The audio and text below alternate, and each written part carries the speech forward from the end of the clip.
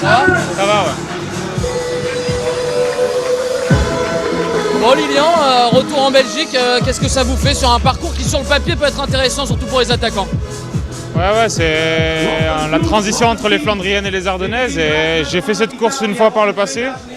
Il y avait une bosse en moins, mais c'est vrai que c'est la course, on va dire, la plus ouverte des Ardennaises. Après, voilà, c'est vrai que même si sur l'Amstel, il peut se passer pas mal de choses, la Flèche Wallonne et Liège, c'est des courses qui sont quand même très dures à manœuvrer. Et le scénario, il est plutôt connu d'avance, surtout sur la Flèche.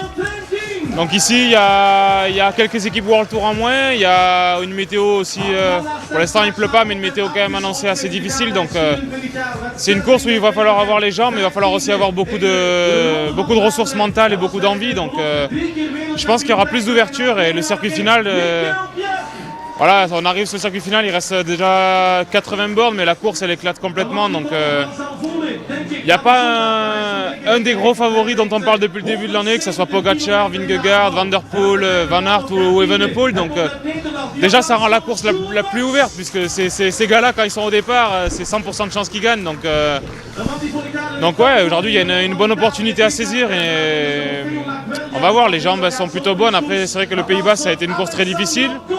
Donc après une telle course, les sensations elles sont un peu bizarres. Donc c'est dur de se dire aujourd'hui je vais être dans une top journée ou pas, mais en tout cas je suis motivé. Ouais.